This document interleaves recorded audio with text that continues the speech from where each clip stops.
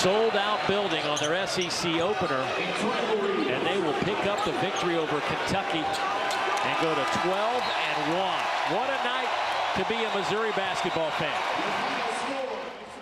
Last year, Missouri basketball won 12 games. They played 33. This year, Missouri basketball has won 12 games. They played 13. The past 2 wins have been against ranked opponents Illinois and last night against Kentucky. And this man behind me, Kobe Brown, has been simply unstoppable lately. Here's a wild stat from ESPN. Kobe Brown is just the 3rd Division I player in the last 25 years with back-to-back 30-point games in wins against ranked teams. The only player to do it 3 times straight, well, that was Steph Curry in the 2008 NCAA tournament. Brown is currently leading the SEC in field goal percentage and is 7th in points per game, but it's still his unselfishness that his teammates say set this star apart. We got to tell him to do it. I mean, even in the game tonight, he should have had 50. We just love that he's unselfish and, you know, just plays the game the right way. You know, just being together, staying connected.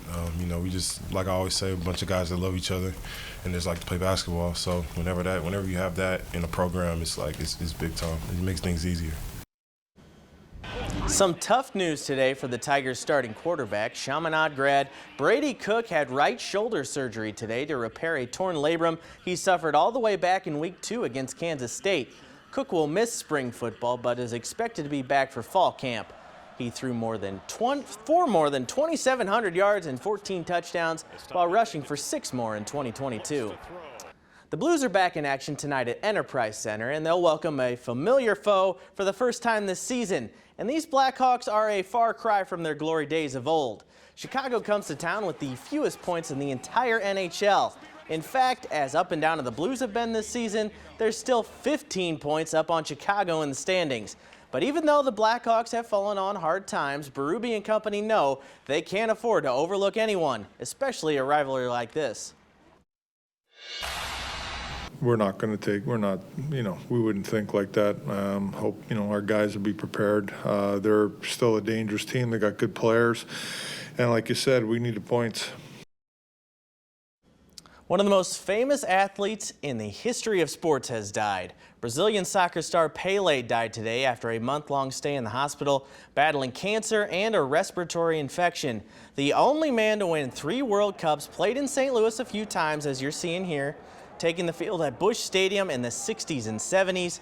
Pelé was 82 years old. And when you get to go by only one name, you know you're a pretty big deal. Oh, yeah. You're a legend at that Yes. point. Many people paying their respects to him. Thank you, Corey. To this day, I still say that one of the best things that came from the Blues winning it all in 2019 was the end of all my Chicago friends asking how we're even able to drink in St. Louis without any Stanley Cups. I hated that joke. Nowadays, it's the Blackhawks who are the butt of the jokes, though. Chicago comes to town dead last in the NHL in points to face Berube and the boys, and something tells me you didn't have this goal-scoring combo tonight.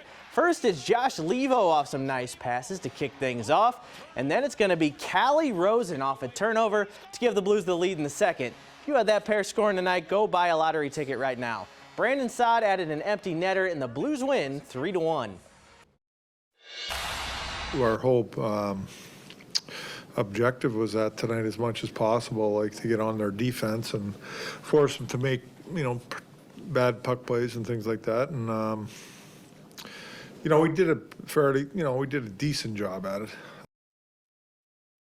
There's nothing better than getting that holiday tournament championship win heading into the new year. We'll spotlight a number of tourney champs tomorrow night on 5 on Your Sideline, but tonight we have a pair of nail-biter championship games from the Metro East to kick things off. First up, Freeburg versus Columbia in the finals of the annual Freeburg-Columbia tournament. And I can tell you from personal experience, this is one of the best high school rivalries in the entire area. Freeburg with a pair of great plays first. Caleb Weber finds Julian Tretman for 2. Then it's Cole Stewart with the slick reverse layup. The gym is rocking in Freeburg. Eagles can make some big plays too, though. Time lining down the third. Hayes Van Brisken finishes the tough drive. Then it's going to be Dylan Murphy sinking some 3-point heartbreakers late.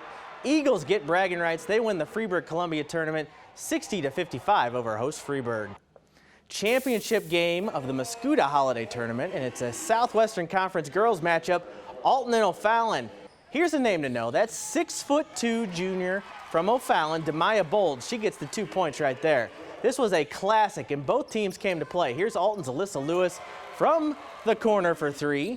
Then it's going to be Kyoko Proctor finishing at the rim for the Redbirds. This game came all the way down to the wire, but Alton wins the Mascoutah Tourney Championship 52-51 over O'Fallon. Undefeated Belleville East in the semifinals of the Prairie Farms Classic in Collinsville against Decatur MacArthur. There's Jordan Pickett with the tough drive and 1 to the hoop. Then it's Antwine Wilson off an assist from Mason Mosley for 2 as well. Later, Pickett was back at it again, this time from deep. He's heading to play for SIUE, but the Lancers are heading to the loss column. Decatur gets them 71-65 in overtime tonight.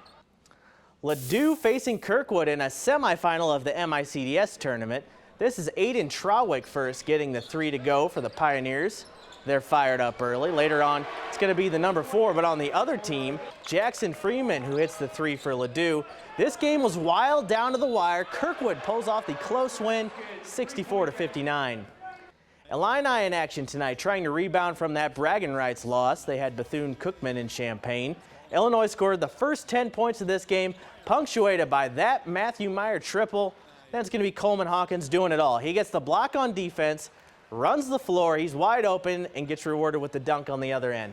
Illini win big time, 85-52. After their upset over SLU, it's definitely time to take SIUE seriously. They opened OVC play tonight against Tennessee Tech. There's the clutch hero against the Bills, Rayshawn Taylor, for the 3 early on. And Taylor gets the assist this time as Shamar Wright nails a 3 of his own. Cougars rolling their opener 64-51 over Tennessee Tech. Busy time in the world of basketball around town, and we got even more coming for you tomorrow night on 5 on Your Sideline. We're going to be looking forward to that. Definitely. Thank you, Corey.